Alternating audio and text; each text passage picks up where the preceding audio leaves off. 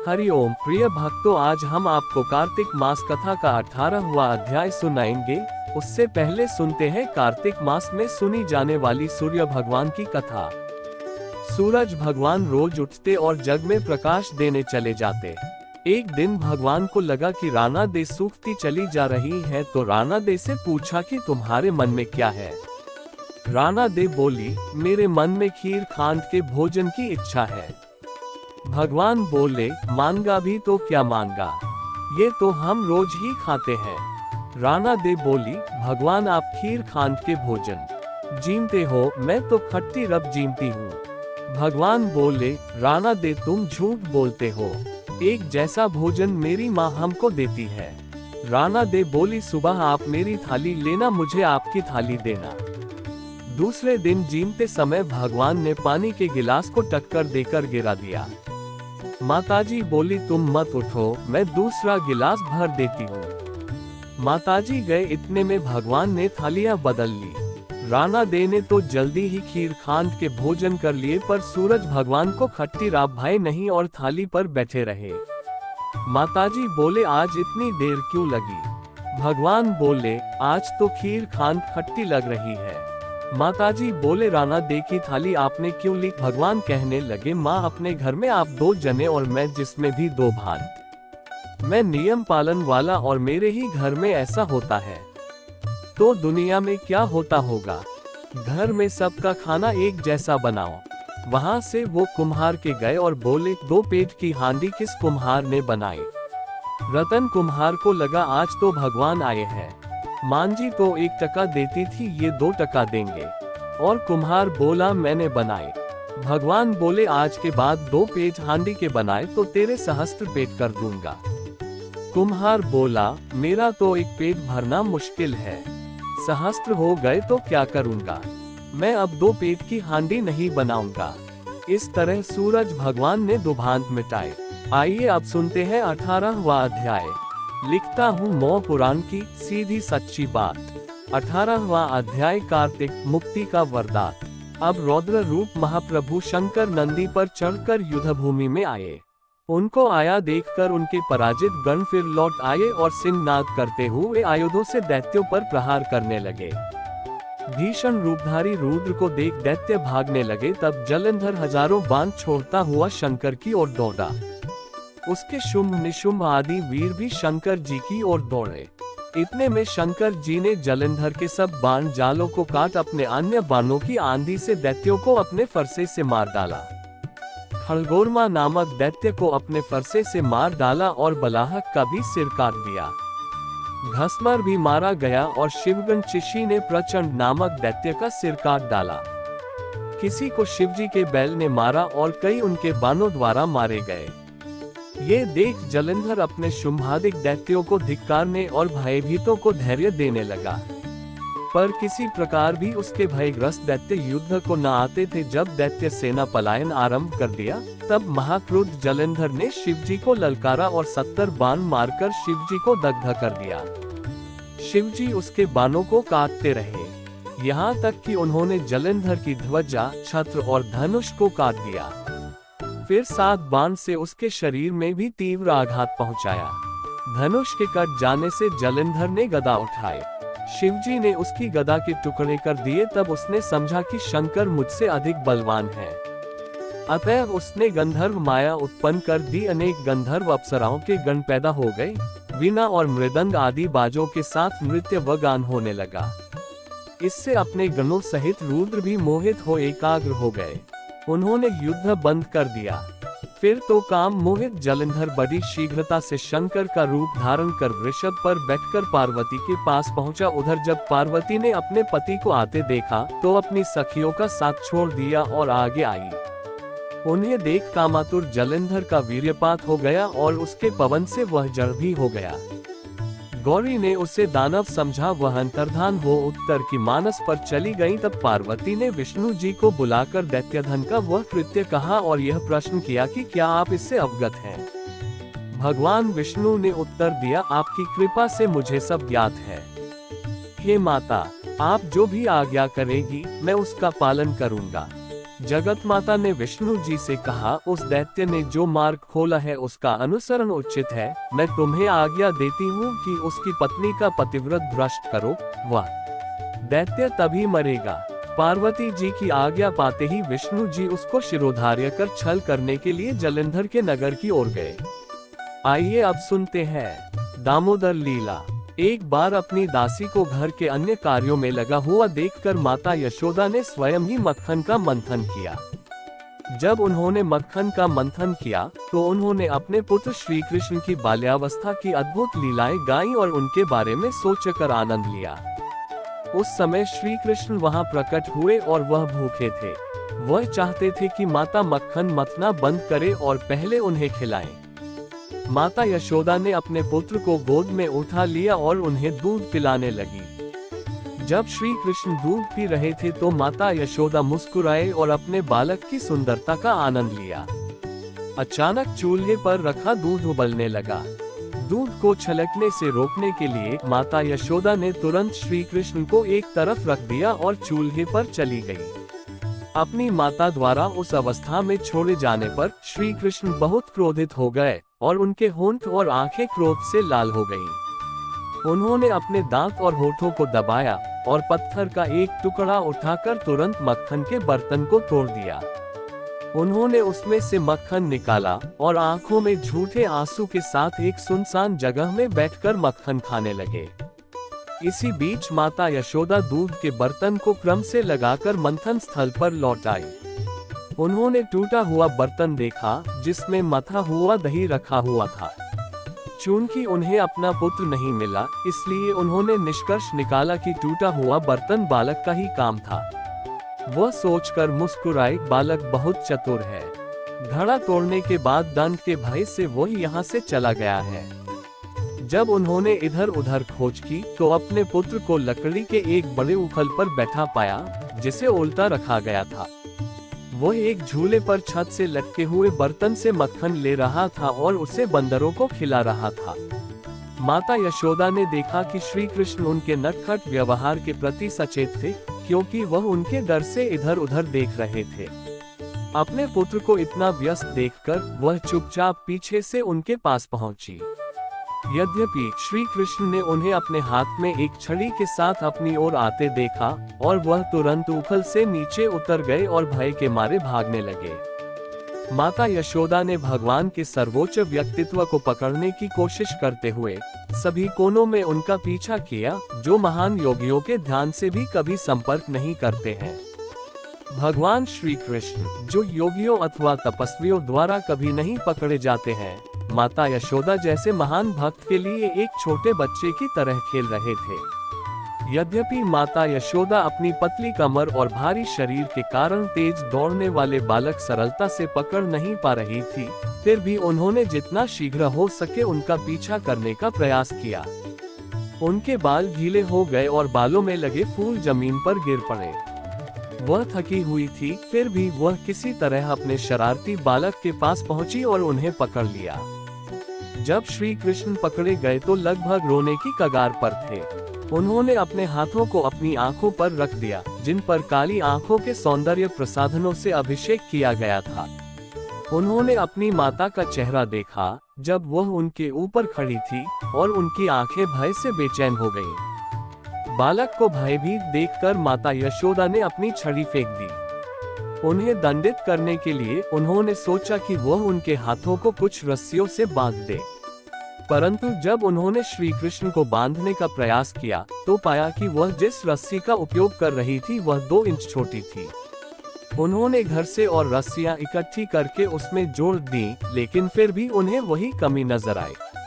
इस प्रकार उन्होंने घर में उपलब्ध सभी रस्सियों को जोड़ा, परंतु जब अंतिम गांठ जोड़ी गई तो उन्होंने देखा कि रस्सी अभी भी 2 इंच छोटी थी। माता यशोदा आश्चर्यचकित रह गईं। ये सब किस प्रकार संभव था?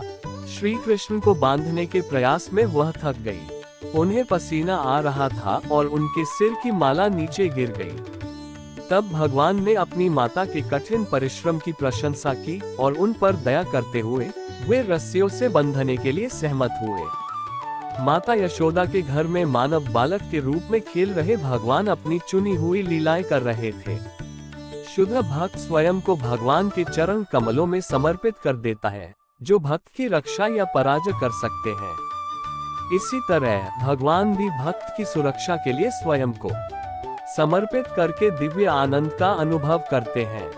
ये श्री कृष्ण द्वारा अपनी माता यशोदा के प्रति समर्पण का उदाहरण था। पुत्र को बांधकर माता यशोदा घर के कामों में लग गई। उस समय लकड़ी के ऊखल से बंधे हुए भगवान अपने सामने बहुत ऊंचे पेड़ों की एक जोड़ी देख सकते थे, जिन्हें अर्जुन के पेड़ के रूप में जाना जाता था, जिसे उन्होंने नीचे खींचने के बारे में सोचा। अपने पिछले जन्मों में पेड़ों ने कुबेर के मानव पुत्रों के रूप में जन्म लिया और उनके नाम नलकूबर और मणिग्रीव थे। सौभाग्य से वे प्रभु के दर्शन के भीतर आ गए। अपने पूर्वजन्म में उन्हें महान ऋषि नारद ने भगवान श्री कृष्ण को देखने का सर्वोच्च आशीर्वाद प्राप्त करने के लिए शाप दिया था। उन्हें यह वरदान शाप नशे के कारण भूल जाने के कारण दिया गया था। श्रीमद् भागवत पुराण के 10वें अध्याय के 10वें स्कंध में एक कथा है। कुबेर के दोनों पुत्र नलकूबर और मणिग्रीव भगवान रुद्र के सेवक थे। धनी होने एवं भगवान शिव की कृपा कारण दोनों बहुत गर्वोन्मत्त हो गए। एक दिन वे दोनों मंदाकिनी नदी के तट पर मदिरा पीकर मद में चूर हो गए। अप्सराएं उनके साथ गा बजा रही थीं और वे पुष्पों से लदे हुए वन में उनके साथ विहार कर रहे थे। दैवयोगवश देवर्षि नारद जी उस स्थान से निकले। देवर्षि नारद को देखकर वस्त्रहीन अप्सराएं लज्जित हो गई एवं भयभीत होकर तीव्रता से अपने वस्त्र पहन लिए, परंतु इन दोनों कुबेर पुत्रों कोई लज्जा नहीं दिखाए। वे उसी प्रकार नग्न अवस्था में क्रीड़ा करते रहे। जब देवर्षि नारद ने देखा कि ये देवताओं के पुत्र होकर भी गर्व एवं मद से अंधे और उन्मत्त हो रहे हैं, तब उन्होंने उन दोनों को श्राप देते हुए कहा कि अहंकार के कारण तुम दोनों का व्यवहार जल के समान हो गया है, इसलिए तुम लोग वृक्ष बन जाओ। 100 वर्षों के बाद जब भगवान श्री कृष्ण का अवतार होगा तो वह तुम्हें शाप मुक्त करेंगे। नारद मुनि के शाप से नलकूबर और मणिग्रीव अर्जुन वृक्ष बन गए। इन दोनों वृक्षों के साथ साथ होने के कारण इन्हें यमलार्जुन कहा गया। जैसे ही भगवान श्री कृष्ण ने खींचा, 2 पेड़ उनकी सभी शाखाओं और अंगों के साथ एक महान ध्वनि के साथ तुरंत नीचे गिर गए। गिरकर टूटे हुए पेड़ों में से 2 महान आत्माएं निकली, जो धधकती अग्नि की तरह चमक रही थीं। उनकी उपस्थिति से सभी दिशाएं रोशन हो गईं। 2 शुद्ध व्यक्तित्व तुरंत बालकृष्ण के सामने आए और अपना सम्मान और प्रार्थना करने के लिए झुक गए। इस प्रकार भगवान श्री कृष्ण द्वारा कुबेर पुत्रों नलकूबर और मणिग्रीव का उद्धार किया गया। उस दिन से कार्तिक दामोदर मास को दामोदर लीला की याद में मास भर चलने वाले उत्सव के रूप में मनाया जाता है, जो भगवान श्री कृष्ण द्वारा मक्खन चुराने की लीला है और फलस्वरूप उनकी प्रिय माता यशोदा द्वारा ऊखल से बांधा जाता है। संस्कृत में दाम का अर्थ रस्सी और उदार का अर्थ पेट होता है। दामोदर श्री कृष्ण को संदर्भित करता है, जो उनकी माता यशोदा द्वारा स्नेह की रस्सी से बंधे थे। दामोदराष्टकम ये प्रार्थना गीत भगवान श्री कृष्ण की बाल्यावस्था की लीलाओं का वर्णन करता है, जब उन्होंने अपनी माता यशोदा से भागने की कोशिश की, जब उन्होंने मक्खन चुराने के लिए उन्हें दंडित करने की कोशिश की। भगवान श्री कृष्ण वृंदावन की महिलाओं एवं गोपियों से मक्खन चुराते थे। एक बार उनकी माता यशोदा ने उसे पकड़ लिया, उसकी कमर को रस्सी से बांध दिया और उन्हें दंडित करने के लिए ओखली से बांध दिया। इसलिए भगवान को दामोदर के रूप में भी जाना जाता है।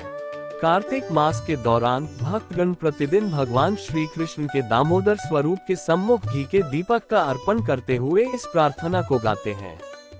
दीपदान करते समय भगवान के दाहिने पैरों के चारों ओर 2 बार और बाएं पैरों के चारों ओर 2 बार दीप दिखाएं। उसके बाद 2 बार पेट के आसपास दीप दिखाएं। फिर सिर के चारों ओर 3 बार दीप दिखाएं। अंत में भगवान के पूरे शरीर के चारों ओर 7 बार दीप दिखाएं। प्रत्येक श्लोक में भगवान के विभिन्न गुणों का वर्णन किया गया है, जो इस समय में एक बालक के रूप में प्रकट होते हैं और अपने भक्तों के स्नेह से स्वयं को कैद करने की अनुमति देते हैं। नीचे दिए गए 8 श्लोक की प्रार्थना गाएं, जिसमें हिंदी अनुवाद भी है।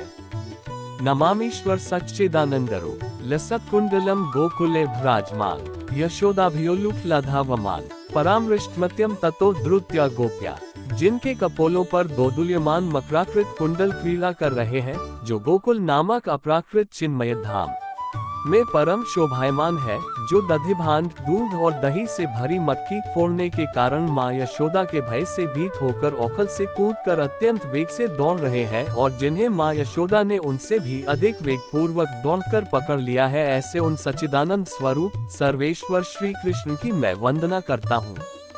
रुदंतम मुहुर्नेत्र युग्म मृजंतम कराम्भोज युग्मेन सातंक नेत्रम मुहुः श्वास कंप त्रिरेखांक कंठ स्थित ग्रैव दामोदर भक्ति बद्धम। जननी के हाथ में छड़ी देखकर मार खाने के भय से डरकर जो रोते रोते बारंबार अपनी दोनों आंखों को अपने हस्तकमल से मसल रहे हैं, जिनके दोनों नेत्र भय से अत्यंत विभल है, रोदन के आवेग से बारंबार श्वास लेने के कारण त्रिरेखायुक्त कंठ में पड़ी हुई मोतियों की माला आदि कंठभूषण कंपित हो रहे हैं, और जिनका उदर माँ यशोदा की वात्सल्य भक्ति के द्वारा रस्सी से बंधा हुआ है, उन सच्चिदानंद स्वरूप सर्वेश्वर श्री कृष्ण की मैं वंदना करता हूँ। इतीन्द्रिक स्वलीलाभिरानंद कुंडे स्वघोष निमज्जनतम आख्यापयन्तम तदीयशितज्ञेषु भक्तिर्जितत्वम् पुनः प्रेमतस्तम शतावृति वंदे। जो इस प्रकार दामबंधनादि रूप बाल्य लीलाओं के द्वारा गोकुल वासियों को आनंद सरोवर में नित्यकाल सराबोर करते रहते हैं, और जो ऐश्वर्यपूर्ण ज्ञानी भक्तों के निकट मैं अपने ऐश्वर्यहीन प्रेमी भक्तों द्वारा जीत लिया गया हूँ, ऐसा भाव प्रकाश करते हैं, उन दामोदर श्री कृष्ण की मैं प्रेम पूर्वक बारंबार वंदना करता हूँ। वर देव मोक्ष न मोक्षावधि वा न चान्यम गृणे वरेशादपि इदम ते वपुरनाथ गोपाल बालम सदा में मनस्याविरास्ता के मन्य। हे देव, आप सब प्रकार के वर देने में पूर्ण समर्थ हैं, तो भी मैं आपसे चतुर्थ पुरुषार्थ रूप मोक्ष या मोक्ष की चरम सीमा रूप श्री वैकुंठ आदि लोक भी नहीं चाहता, और न मैं श्रवण और कीर्तन आदि नवधा भक्ति द्वारा प्राप्त किया जाने वाला कोई दूसरा वरदान ही आपसे मांगता हूँ। हे नाथ, मैं तो आपसे इतनी ही कृपा की भीख मांगता हूँ कि आपका ये बालगोपाल रूप मेरे हृदय में नित्यकाल विराजमान रहे। मुझे और दूसरे वरदान से कोई प्रयोजन नहीं है। इदम ते मुखाम्भोजम अत्यंत नीले वृत कुंतले स्निग्ध रक्तैश्च गोप्या मुहुश्चुंबित बिंबरक्ताधार में मनस्याविरास्ताम्लम लक्ष्यालाभय। हे देव, अत्यंत श्यामल वर्ण और कुछ कुछ लालिमा लिए हुए चिकने और घुंघराले लाल बालों से घिरा हुआ तथा माँ यशोदा के द्वारा बारंबार चुंबित आपका मुख कमल और पके हुए बिंबफल की भांति अरुण अधर पल्लव मेरे हृदय में सर्वदा विराजमान रहे। मुझे लाखों प्रकार के दूसरे लाभों की आवश्यकता नहीं है। नमो देव दामोदरानंद विष्णु प्रभो दुख जालाब्धि मग्नम कृपा दृष्टि वृष्ट्यति दीन बतानु ग्रहानेश मामज्ञ मेध्यक्ष दृश्य। हे देव, हे भक्तवत्सल दामोदर, हे अचिंत्य शक्तियुक्त अनंत, हे सर्वव्यापक विष्णु, हे मेरे ईश्वर प्रभो, हे परमस्वतंत्र ईश, मुझ पर प्रसन्न होवे। मैं दुख समूह रूप समुद्र में डूबा जा रहा हूँ, अतएव आप अपनी कृपा दृष्टि रूप अमृत की वर्षा कर मुझ अत्यंत दीनहीन शरणागत पर अनुग्रह कीजिए एवं मेरे नेत्रों के सामने साक्षात रूप से दर्शन दीजिए। कुबेरात्मजो बध मूर्त्य व्यद्वत् त्वया मोचिता भक्ति भाजो कृतौच तथा प्रेम भक्तिन स्वका में प्रयच्छ न मोक्षे ग्रहों में स्थित दामोदरे। हे दामोदर, जिस प्रकार अपने दामोदर रूप से औखल में बंधे रहकर भी नलकुबेर और मणिग्रीव नामक कुबेर के दोनों पुत्रों का नारद जी के श्राप से प्राप्त वृक्षयोनि से उद्धार कर उन्हें परम प्रयोजन रूप अपनी भक्ति भी प्रदान की थी, उसी प्रकार मुझे भी आप अपनी प्रेम भक्ति प्रदान कीजिए। यही मेरा एकमात्र आग्रह है। किसी भी अन्य प्रकार के मोक्ष के लिए मेरा तनिक भी आग्रह नहीं है। नमस्तेस्तु दाम्ने स्फुरद दीप्ति धाम्ना त्वदीयोद्रयात् विश्वस्य धाम्ना नमो राधिकाय त्वदीय प्रियाय नमोनंत लीलाय देवाय तुभ्यम। हे दामोदर, आपके उदर को बांधने वाली महान रज्जु रस्सी को प्रणाम है। निखिल ब्रह्मतेज के आश्रय और संपूर्ण ब्रह्मांड के आधार स्वरूप आपके उदर को नमस्कार है। आपकी प्रियतमा श्री राधा रानी के चरणों में मेरा बारंबार प्रणाम है। और हे अनंत लीला विलास करने वाले भगवान, मैं आपको भी सैकड़ों प्रणाम अर्पित करता हूँ। आइए अब सुनते हैं तुलसी चालीसा।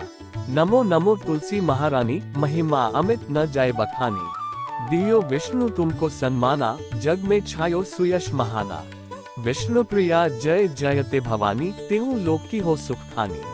भगवत पूजा कर जो कोई, बिना तुम्हारे सफल न होई।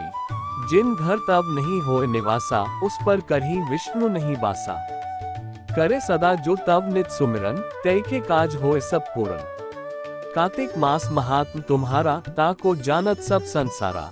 तब पूजन जो करे कुवारी, पावे सुंदर वर सुकुमारी। कर जो पूजन नित प्रति नारी, सुख संपत्ति से होए सुखारी। वृद्धा नारी करे जो पूजन, मिले भक्ति होवे पुलकित मन। श्रद्धा से पूजे जो कोई, भवनिधि से तर जावे सोई। कथा भागवत यज्ञ करावे, तुम बिन नहीं सफलता पावे। छायो तब प्रताप जग भारी, ध्यावत तुम ही सकल चिद्धारी।